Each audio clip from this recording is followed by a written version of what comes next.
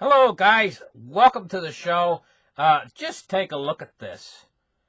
Uh, Bear market is scaring off institutional investors, claims J.P. Morgan. Stay tuned for more. On September 12th, Jamie Dimon says Bitcoin is a fraud. He says he'll fire any one of his traders buying Bitcoin. Bitcoin drops 24%. When Jamie Dimon speaks, people listen. People listen. So that weekend, we found out that the largest buyer of a Bitcoin fund that's in Europe that buys physical Bitcoin, right? The largest buyer was Morgan Stanley and JP Morgan. And that's not illegal. Welcome to the show, guys. Today is Tuesday, December 18th, 2018, and I'll tell you what. We've had a little uptick in the price of Bitcoin, and I'll tell you, I think it's going to set new bottoms, though, really. Tell you honestly what I think. I don't think the bear market's quite over yet. It is going to come to an end, though, and I think we're getting close, and the reason why I think we're getting close is because what J.P. Morgan is in there talking right now, talking trash like he did before. And you know what he did last time when he talked trash? He went right out and bought it because he dropped the price. I think Morgan's trying to do the same trick again. He's trying to drop the price. They're accumulating. And honest to God, I think that they know what's coming, and they don't care what price they accumulate at, whether it's money's nothing to them. They don't care if they accumulate Bitcoin at 8,500. They don't care if they accumulate Bitcoin at 4,500. Even the better, at $2,000 they'll accumulate. At 15,000 they'll accumulate. They'll accumulate at 20,000. They don't care because they see the long-term picture, and they're going to try to get as much as they darn well can of the stuff without driving the price up too quick. This is their plans. And they know what's coming down the pike, to be quite honest. There's a reset coming of the whole world's financial system. And the dollar is the core of this reset, is the U.S. dollar. The petrodollar's been being undermined for many, many, many years now. And it's getting ready. It's in its final conclusion. This trade war with things that are happening like the Huawei company executive being arrested in Canada, and the Chinese are mad at Canada now, and they're mad at the United States, and they're going to bring her up before extradition and take her back to the United States where she'll await trial. She's out on bail right now, but you think this isn't going to create a huge amount of problems when she faces extradition? Now, Trump came in and he was saying like, we'll do something about this stuff, but he would have to subvert justice within the United States justice system in order to do that, to help her out, because she has broken criminal law of the United States government, evidently, and the punishment is a 30-year sentence in prison. And of course, the Chinese government is rallying behind this person. This just exacerbates the condition. Things like the Yuan oil futures contract that China had, the different banks that China has established. China has already established a system to even bypass the SWIFT system, and China is putting their bets on gold. They've got some 22,000 tons of gold that they've accumulated in 1 kilogram bars. Quite literally thousands and thousands and thousands of these 1 kilogram bars. China's got a plan. Do we have a plan? I'll tell you honestly, I think our plan is Bitcoin. I think it was created I think that back when Bitcoin was created, they knew about China's accumulating gold, and they knew what China was going to try to do with it. So we got conflicting plans here coming together. The Chinese on one side with their plan to make a gold standard worldwide, and the digital gold that was created, I think, by the powers that be in order to combat the Chinese plan. And there's a battle going on. And this is the reason why the Chinese have always tried to crack down on Bitcoin. The Bank of China, the PBOC, the People's Bank of China, going all the way back. Actually, the People's Bank of China is the reason why I lost my Bitcoins. Seriously. Because the people, when the Bitcoin went up to, like, I think it was $1,150, and it kept falling and falling and falling, and they were going to ban it in China and everything else, the People's Bank of China. The People's Bank of China was responsible for that fall off from $1,150 all the way down to like $125 or something like that, something outrageously low like that. And it was very similar to the fall off that we've just seen. Not as big, because Bitcoin wasn't as large then. It's growing a lot larger now. But I practically sold at the bottom because I was scared. Because it was just like it is now. There's a lot of talk about Bitcoin dying. Biggest mistake I ever made. Don't you guys make a big mistake. You got to HODL this stuff. This stuff, why these guys are scared, guys like JP Morgan is trying to bluff his way in to get more Bitcoins because he knows what's coming, but they're creating this fear. These guys are creating this fear for a purpose. They want your Bitcoin. You got your Bitcoin in their wallet. They're trying to flush you out. They're trying to shake the tree and see what fruit's going to drop. That's what they're doing. Well, anyway, let's start the charts right here, and let's get on with this. JP Morgan, he's out there shaking the tree again today, you know. He's trying to scare off. He's saying that the institutional investors are being scared off, but that's all just him trying to scare you off. You know what I mean? Now, let's take a look at what's going on in the world a little bit more. Let's span out. The United Kingdom, you know, they are facing a hard Brexit. And I'm going to tell you what. If they can wiggle out of this somehow, I don't know how they'd be able to, but you know the government's awful good at wiggling out and not facing this hard Brexit. If they can wiggle out, right? Now, this is one of their avenues right here to wiggle out, is they cannot revoke Article 50 as a temporary measure. It's been said already. Here's the paperwork. Here's a copy of the British Prime Minister Theresa May's Brexit letter, noticing the UK's intention to leave the bloc under Article 50. Now, once she put that in, this Article 50... it cannot be revoked as a temporary revoking measure. In other words, a delay. This is kind of keeping them from having a delay because it says it would require an agreement from the rest of the EU members, which would be, because they all fight over everything, that would be very hard to get that agreement from the rest of the EU members. So this cuts off seemingly cuts off one of their avenues to escape this hard exit. Another avenue they've been trying to explore is to have another referendum, a second referendum. It's kind of a no-flyer either, because the reason why is the people of Britain, over half of them voted yes to leave the European Union. I mean, in golf, you can get a do-over. A do-over they call the mulligan, where you hit your ball into the woods, and you say, oh, I didn't see where that went. Oh, I need a mulligan. You drop the new ball down. You hit it again, right? But you don't get that in politics here. When you do a referendum, you know, you just can't keep doing referendum after referendum after referendum until you get the desired result, which for these politicians is to stay in the European Union is the desired result. For the people, the desired result is to leave. So what would happen here? Let's just discuss it a little bit. What would happen if Britain leaves the European Union? I'm going to tell you what. Let's go to the news stories here. The UK ministers are stepping up their plans for a no-deal brick exit. You know?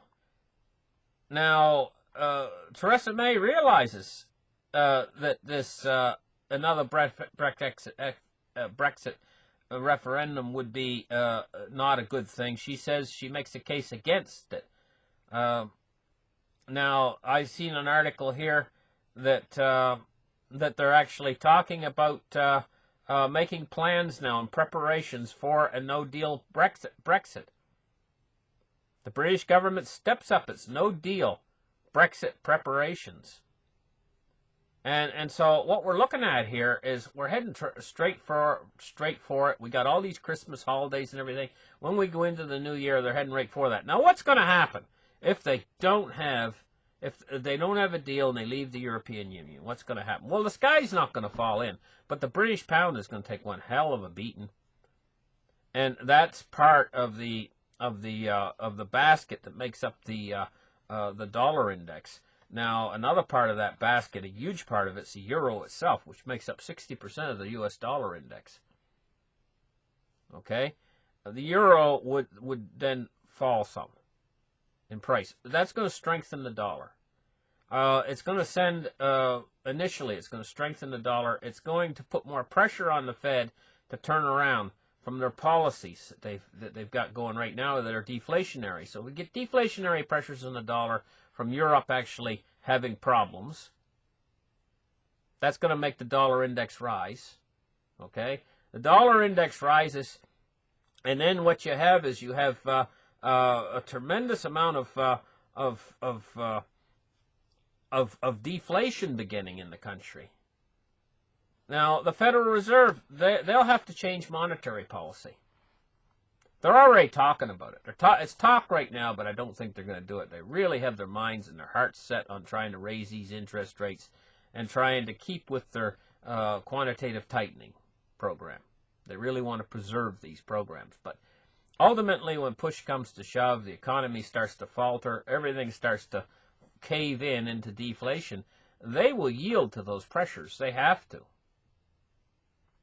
And how they yield will be to give more accommodative monetary policy. This is always the answer.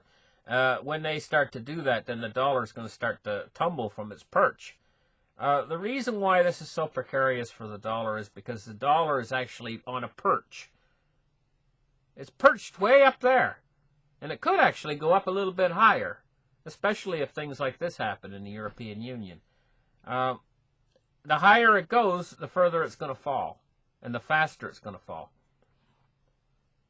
When the dollar starts to fall, seriously, precariously starts to fall and fall fast, they're going to do a reset. And it's already been planned and everything else, how they're going to do this reset. They are going to do the same thing as the Venezuelan president did when he did a reset of his currency. He created the Petro, which was a cryptographic version of his own currency down there in Venezuela. They'll do the same thing in America. They've wanted to get rid of cash for a long time. It just makes sense that they will create a cryptocurrency, a cryptographic version of the U.S. dollar. And they will force you to buy it. Now, to make it strong, they'll probably make it like, it'll probably cost $4 or $5 or $10, whatever, to buy 1 unit of this cryptographic currency. It might even cost $100. But they'll force you to buy it. This is the point. They'll come to the banks and they'll say to automatically convert your account over into the new dollars. You probably won't even have a say in it. Or if you do hold out, if you go past the expiry date, they'll set an expiry date. They'll give you like 3 months or something to change over your dollars.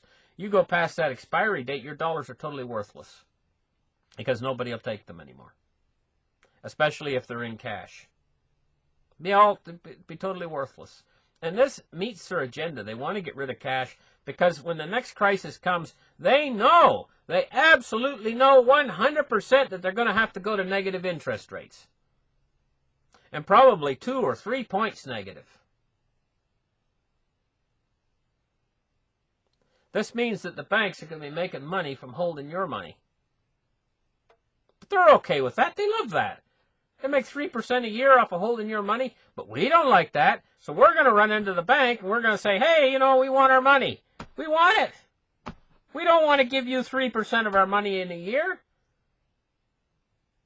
just for holding our money. We can do that. And the bank will say, well, oh, no, you can't. You can't hold your own money. You'll say, well, I want the cash. Give me the cash. I want to take my money out of the bank. And they'll say, well, cash is no more. Didn't you hear? We don't have cash anymore. You can either go buy something with it or leave it in the bank. You got no choice.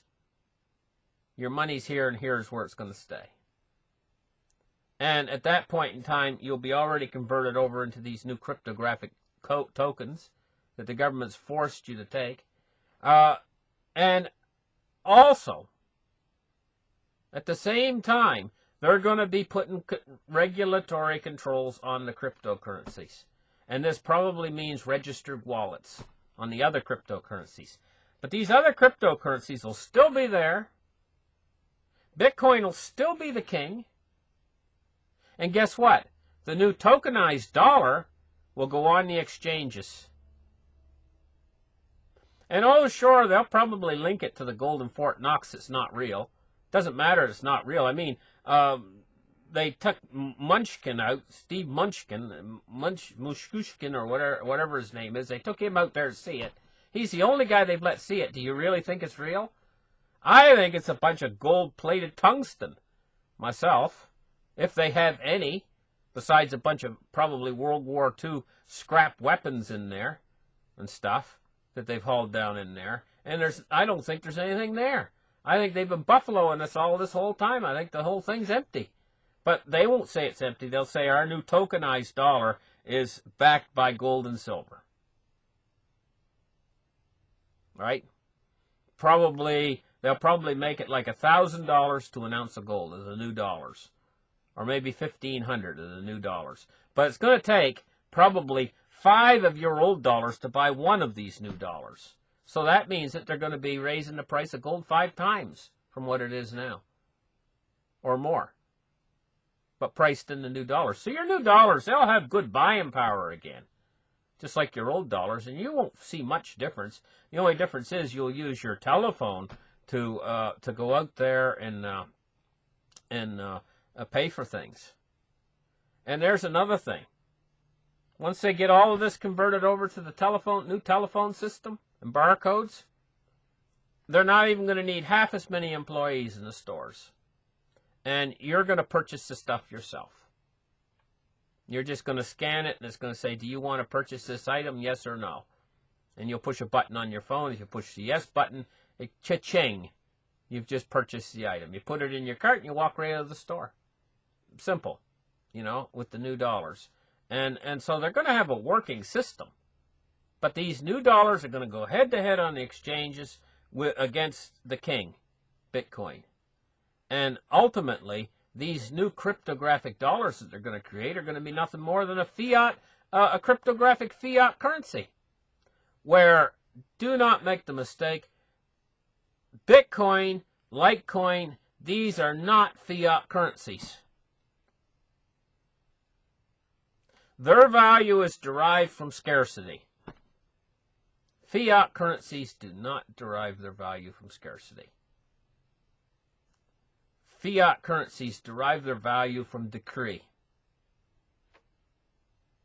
That's what makes it a fiat currency, is it derives its value from decree. It's declared that this is money. That's what the US dollar is. It's a fiat currency. And it is backed by something. It's backed by oil. But it's a loose backing. It's not a hard peg to oil. Ultimately, the US dollar is a fiat currency. But cryptographic currencies are not. They are backed by scarcity. It's very ingenious how the scarcity is created by the computer. But there is nobody on earth that can create more than 21 million Bitcoins. Unless they completely rewrite the Bitcoin programming. And they can't do that because it's all consensus. So there's nobody that can cheat. It makes it a fair system, and its value is derived from its rarity or scarcity. Unlike the dollar. So it's always going to go up in value. Bitcoin's never going to... and sure, it takes these huge leaps up in value and then it falls off, right? But it always finds a bottom, and its bottom is always higher than it was preceding the last time it went up. So the last time it went up, it was $150. That means the bottom this time is going to be something above $150. I can't tell you what. Could be 500, could be 1,000, could be 1,500, could be 2,000, could be 3,000. I don't know where the bottom is. But I do know it's going to be higher than 150, where the bottom was last time. And the next bottom is coming after we go up a huge bull market again. And the bull market inevitably pops again into a bear market, just like we had now. But it's probably going to be much bigger. Bitcoin is probably going to be 4 times bigger then, or 5 times bigger. The bottom then, again, will be much higher than the bottom this time. And it just keeps doing this. The same repeating pattern over and over and over again. That's because it's deflationary, whereas the fiat currencies are inflationary. That's why these fiat currencies can never last. They never will last. Anyway, listen, talk long enough. Thank you guys for listening to this Delta report on cryptocurrency. And we'll catch you guys again coming right up soon. Bye-bye, guys.